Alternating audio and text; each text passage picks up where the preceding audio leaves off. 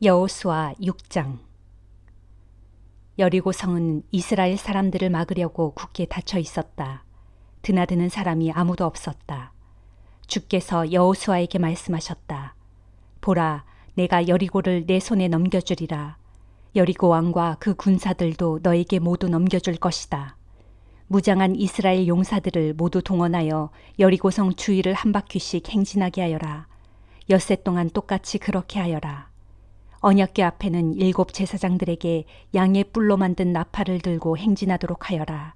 그리고 1회째 되는 날에는 제사장들에게 나팔을 불게 하면서 성을 7바퀴 돌도록 하여라.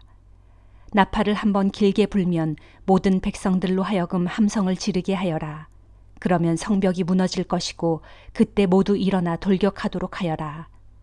눈의 아들 여호수아가 제사장들을 불러 모아놓고 말했다. 주의 언약궤를 매도록 하시오. 7 제사장들은 맨 앞에서 나팔을 들고 가도록 하시오. 그런 다음 여호수아가 백성에게 말했다. 앞으로 나아가시오. 성 주위를 행진하시오. 무장한 호위병은 주의 언약궤 앞에 서서 행군하시오. 여호수아가 말을 마치자 7 제사장이 주의 나팔을 불면서 여리고 성 주위를 행진하기 시작했고 그 뒤를 주의 언약궤가 따랐다.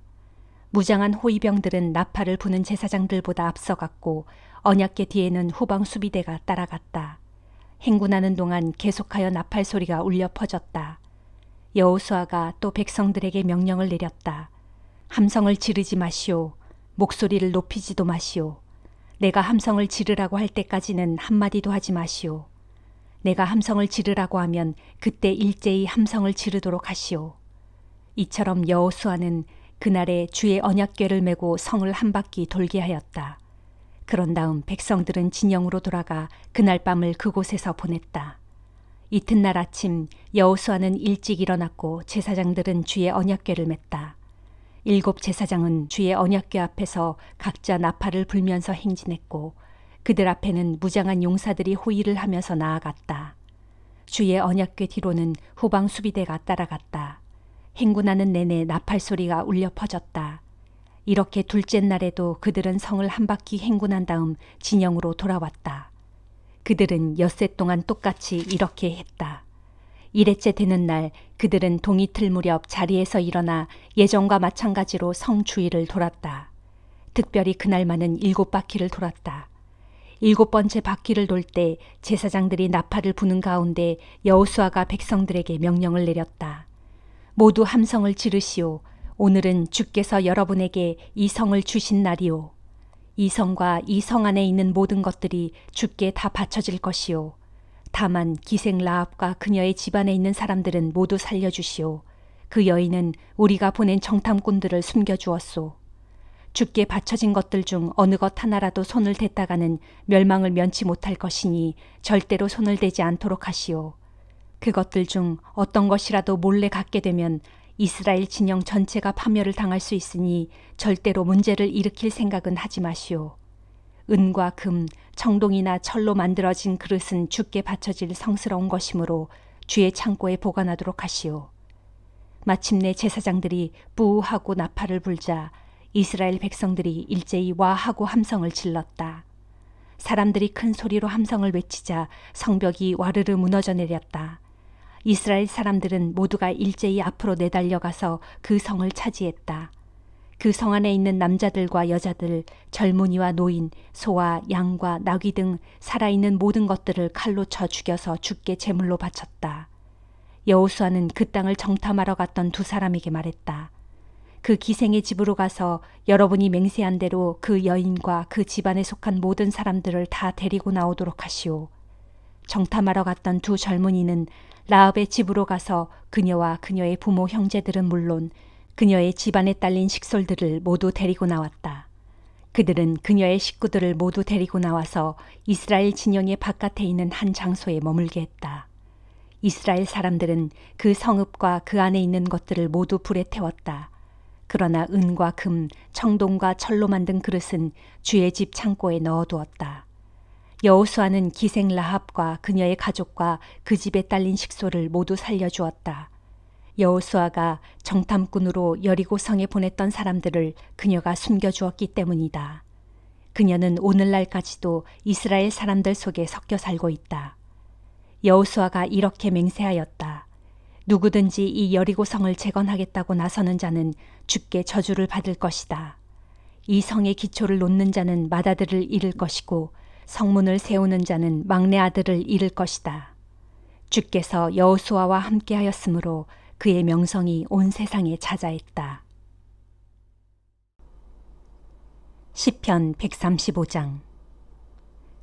할렐루야, 주의 이름을 찬양하여라. 주의 모든 종들아, 소리 높여 주를 찬양하여라. 주의 성전에서 우리 하나님의 집들에서 주를 섬기는 자들아, 주님은 선하시니 주를 찬양하여라. 주님의 이름은 아름다우니 주의 이름을 찬양하여라. 주께서는 야곱을 택하시어 자신의 소유로 삼으셨고 이스라엘을 택하시어 자신의 보물로 삼으셨도다. 내가 분명히 아노니 주는 진실로 위대하시고 우리 주님은 온 세상의 어떤 신들보다도 더욱 위대하신 분이다.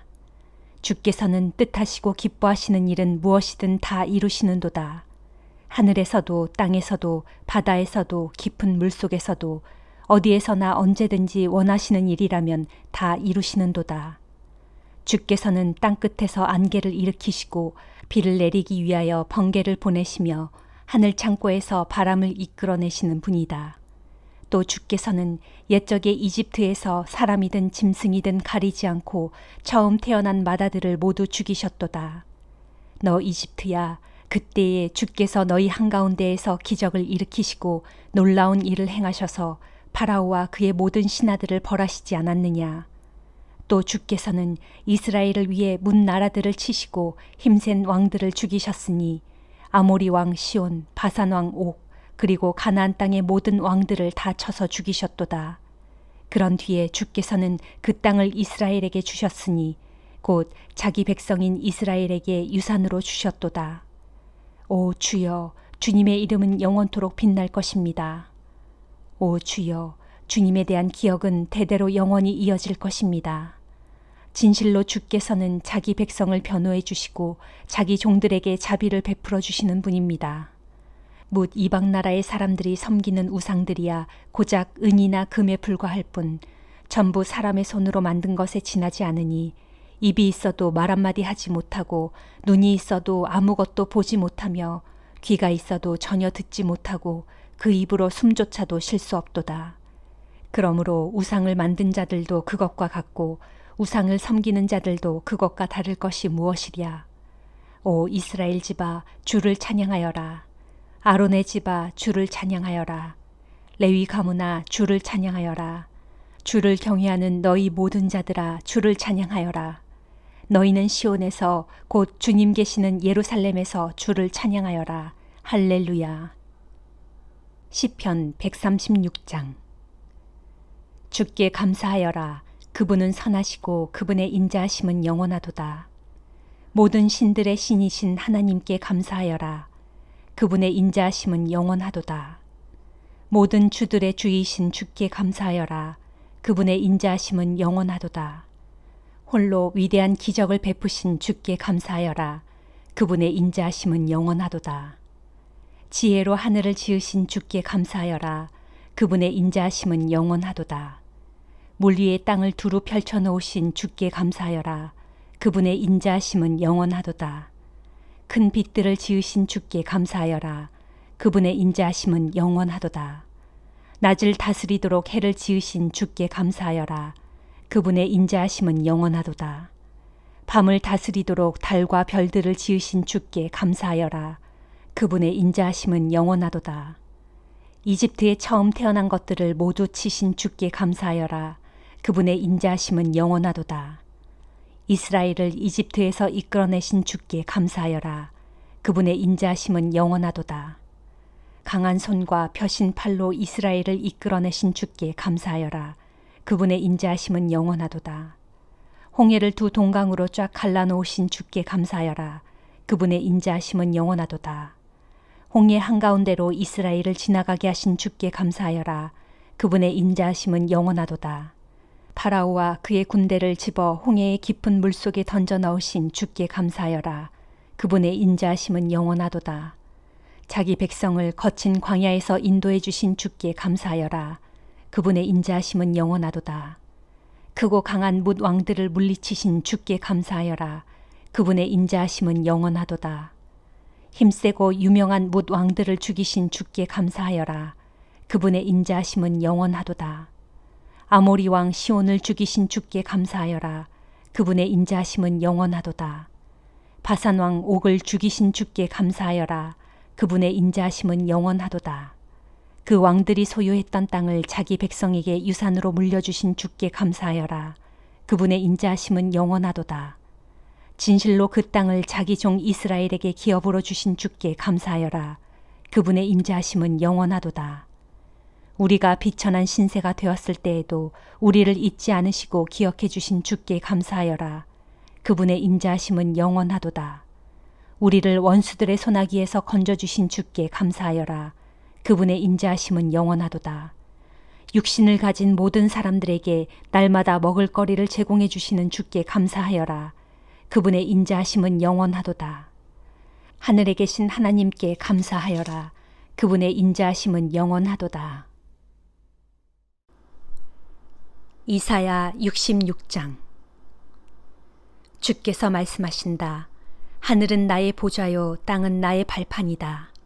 그런데 너희가 어디에다 나를 위한 집을 짓겠다는 것이냐? 너희가 나의 안식처를 어디에다 마련한단 말이냐?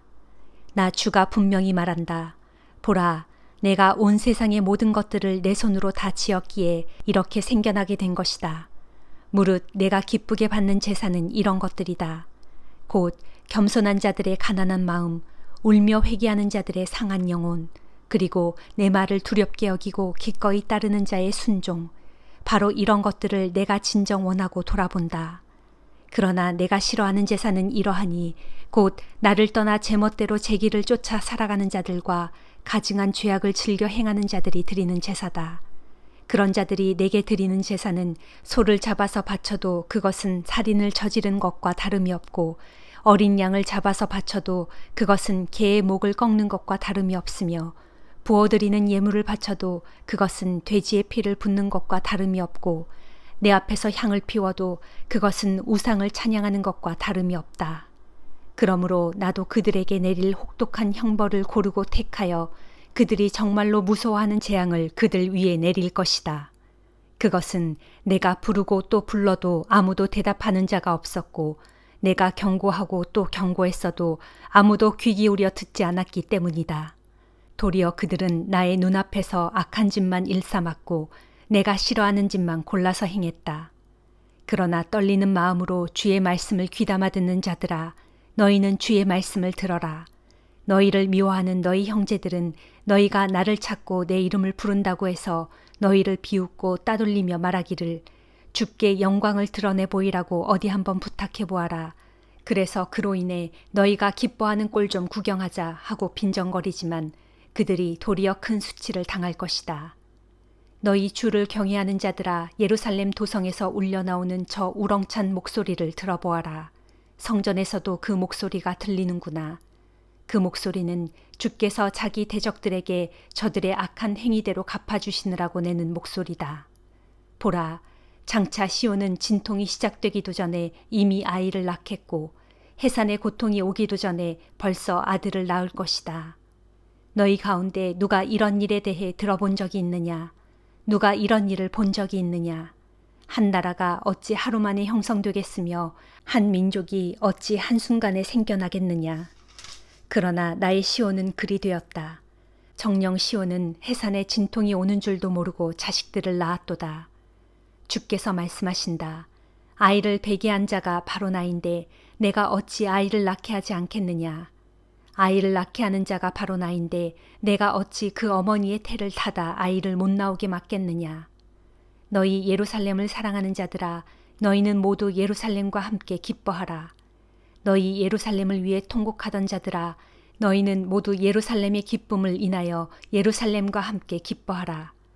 이제 너희는 어머니 품에 안겨 젖을 빠는 아이처럼 예루살렘의 품에 안겨 위로를 받고 배불리 젖을 먹어라. 예루살렘의 풍성함을 인하여 마음껏 행복을 누려라. 주께서 말씀하신다. 보라, 장차 그날에 내가 예루살렘의 평화를 강물같이 흐르게 하고 온 세상 문나라의 부귀영화가 마를 줄 모르는 시냇물처럼 그리로 흘러 들어가게 하겠다. 그러면 너희는 예루살렘의 풍성한 품에 안겨 그 젖을 넉넉히 빨면서 그 팔에 안겨 재밌게 장난치고 그 무릎 위에서 응석을 부리며 즐겁게 놀 것이다. 장차 그날에는 어머니가 아이를 어르고 달래듯이 나도 너희를 어르고 달래주리니 정녕 너희가 예루살렘의 품 안에서 위로를 받게 될 것이다. 그러므로 너희는 이런 일로 인해 마음이 한없이 기쁠 것이고 봄철에 연한 새싹이 무성하게 돋아나듯 너희 뼛속에서 새로운 힘이 왕성하게 솟아날 것이다. 진실로 주의 종들에게는 주의 권능의 손길이 함께하겠지만 주의 대적들에게는 주의 불타는 진노가 임할 것이다. 보라, 주께서 불에 둘러싸여 내려오신다. 그분께서 탄 수레는 마치 회오리 바람같이 거세게 휘몰아쳐 달려오고 있다. 마침내 주께서 위풍당당한 기세로 원수들에게 진노를 쏟아 부으실 것이니 활활 타오르는 맹렬한 불길로 모든 대적들을 징벌하실 것이다. 정녕 주께서는 맹렬한 불과 예리한 칼로 온 세상을 가차없이 심판하실 것이니 그때에 수많은 자들이 주의 불과 칼에 죽임을 당할 것이다. 주께서 말씀하신다. 자신을 스스로 거룩히 구별하여 깨끗하게 목욕한 다음 우상을 모셔놓은 은밀한 동산 안으로 들어가서 우상의 제물인 돼지고기와 쥐고기와 그 밖에 다른 부정한 짐승의 고기를 먹는 자들은 예외 없이 모두 다 멸망할 것이다. 주께서 말씀하신다. 보라, 나 주는 우상 숭배자들의 은밀한 행위와 그들의 머릿속 생각을 다 알고 있다. 그러므로 때가 되면 내가 언어가 각기 다른 문 나라들과 민족들을 한자리에 모을 것인데 그러면 그 모든 자들이 예루살렘에 몰려와서 나의 영광을 보게 될 것이다. 그때에 나는 그들 가운데 나의 영광을 밝히 드러내는 징표를 둘 것이고 또 그들 중 심판을 면하고 살아남은 사람들 가운데 몇몇을 가려 뽑아서 내가 온 땅으로 보낼 것이다. 곧 다시스로, 뿔로, 활 쏘는 자들로 유명한 루스로, 두발로, 야완으로, 그리고 나의 명성을 들어본 적도 없고 나의 영광을 본 적도 없는 머나먼 무섬들로 내가 그들을 보낼 것이다. 그러면 그들이 가서 나의 영광을 온 세상의 문 나라들과 민족들에게 널리 전파할 것이다. 그러면 너희 이스라엘 백성들이 깨끗한 그릇에 예물을 정성껏 담아 주의 성전에 갖다 바치는 것처럼 그들도 세상 곳곳에 흩어져 사는 너희 형제들을 마치 주님께 예물을 바치듯이 말과 수레와 가마와 노새와 낙타 같은 것들에 태워서 나의 거룩한 산 예루살렘으로 고이 데려올 것이다. 그러면 나도 그들 이방 사람들 가운데 몇몇을 가려 뽑아서 주의 성전에서 일할 제사장들과 레위 사람들로 삼겠다. 주께서 또 말씀하신다. 장차 내가 지을 새 하늘과 새 땅이 내 앞에 항상 있게 될 것처럼 내 앞에서 나를 섬기는 너희 자손과 너희 이름도 그렇게 항상 있게 될 것이다. 또 그때에는 매달 초하루와 매주 안식일마다 온 땅에 사는 나의 모든 백성들이 다 내 앞으로 나와서 나를 경배할 것이다. 그리고 나를 경배한 자들이 예루살렘 도성 밖으로 나가게 되면 그들은 나를 거역한 자들의 널브러진 시체들을 보게 될 것이다. 보라, 시체를 파먹는 벌레들은 여전히 죽지 않고 살아 꿈틀거리며 시체를 불태우는 불도 여전히 꺼지지 않고 활활 타올라서 그것을 본 사람들은 모두가 역겨워 부르르 몸서리를 칠 것이다. 마태복음 14장. 그 무렵 갈릴리 지방을 다스리던 분봉왕 헤롯이 예수에 대한 소문을 듣고 신하들에게 이렇게 말하였다. 그 사람이 바로 세례 요한일 거요. 죽었다가 다시 살아난 것이 틀림없소. 그러기에 그런 기적을 행할 수 있는 게 아니겠소. 일찍이 헤롯은 자기 이복 동생인 빌립의 아내 헤로디아를 빼앗아 데리고 살고 있었는데 아내 헤로디아의 요구에 응하여 세례 요한을 감옥에 가둔 일이 있었다. 그것은 세례 요한이 헤롯에게 헤로디아를 빼앗은 일은 옳지 않다고 누차 지적했기 때문이었다. 그래서 화가 난 헤롯은 세례 요한을 죽이려고 했지만 세례 요한을 예언자로 믿고 있는 민중이 폭동이라도 일으킬까 두려워하여 그를 죽이지 못하고 있었다. 그런데 헤롯의 생일에 헤로디아의 딸이 손님들 앞에서 춤을 추어 헤롯을 매우 기쁘게 해주었다. 그러자 흥이 난 헤롯은 모인 손님들 앞에서 딸에게 무엇이든 원하는 것을 다 들어주겠노라고 맹세하였다. 그때에 그 소녀는 어머니 헤로디아가 시키는 대로 세례 요한의 머리를 쟁반에 담아달라고 헤롯 왕에게 요구하였다. 헤롯은 무척 괴로웠지만 많은 손님들 앞에서 자기가 한 맹세로 인해 소녀의 청대로 하라고 신하들에게 명령을 내렸다. 결국 세례 요한은 감옥에서 목이 잘렸고 그의 머리는 쟁반에 담겨 소녀에게 건네졌다. 그러자 소녀는 그것을 자기 어머니 헤로디아에게 갖다 주었다. 이후 세례 요한의 제자들이 스승의 시체를 거두어 장사한 뒤에 예수께 가서 그 일을 알렸다. 그 소식을 들으시고 예수께서는 그곳을 떠나 배를 타고 혼자 외딴 곳으로 물러나 계셨다. 그런데 그 소문을 들은 사람들이 예수를 뒤따라왔다. 예수께서 배에서 내리셨을 때는 이미 많은 사람들이 기다리고 있었다. 이를 보신 예수께서는 그들을 측은히 여겨 병든 사람들을 일일이 고쳐주셨다. 저녁 때가 되자 제자들이 와서 예수께 말하였다. 선생님, 이곳은 외딴 곳이고 날도 이미 저물었습니다. 이제는 사람들을 보내어 각자 마을로 가서 자신들이 먹을 것을 사 먹게 하는 것이 좋겠습니다. 그러자 예수께서 제자들에게 말씀하셨다. 아니다, 그럴 필요 없다. 너희가 그들에게 먹을 것을 갖다 주어라. 그러자 제자들이 의아해서 되물었다. 지금 무슨 말씀을 하시는 것입니까? 저희에게는 빵 5덩어리와 물고기 2마리밖에는 아무것도 없습니다. 예수께서 제자들에게 말씀하셨다. 그것을 이리로 가져오너라.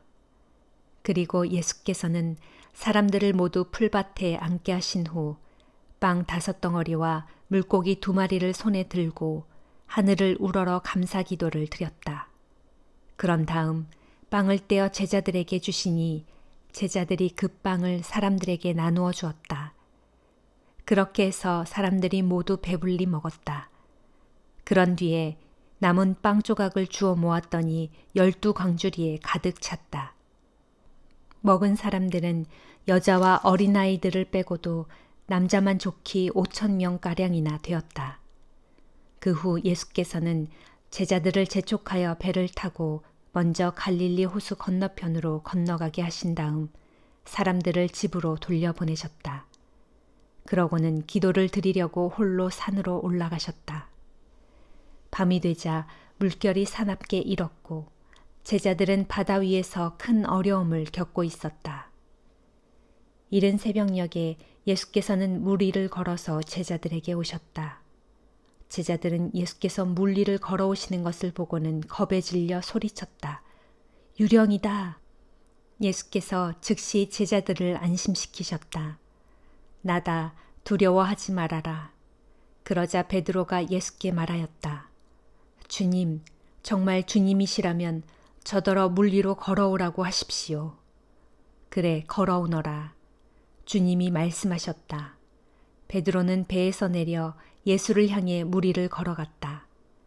그러나 도중에 물결이 높이 일자 베드로는 갑자기 두려움을 느꼈고 그러자 그만 물속으로 빠지고 말았다. 베드로는 소리쳤다. 살려주십시오, 주님. 예수께서 즉시 손을 내밀어 베드로를 붙드시며 말씀하셨다. 믿음이 적은 자여, 왜 의심하였느냐? 예수께서 베드로를 배에 오르게 하자마자 사납게 불던 바람이 즉시 잔잔해졌다. 배 안에 있던 제자들이 예수께 절하며 말했다. 주님, 주님은 참으로 하나님의 아들이십니다. 예수님 일행은 갈릴리 호수를 건너 게네사렛 지방에 이르렀다. 그곳 사람들이 예수를 알아보고는 근방에 두루 사람을 보내어 병자들을 예수께 데리고 왔다. 그러고는 예수님의 옷자락이라도 만지게 해달라고 간청하였다. 그리고 예수의 옷자락을 만진 사람들은 모두 병이 나았다. 아멘.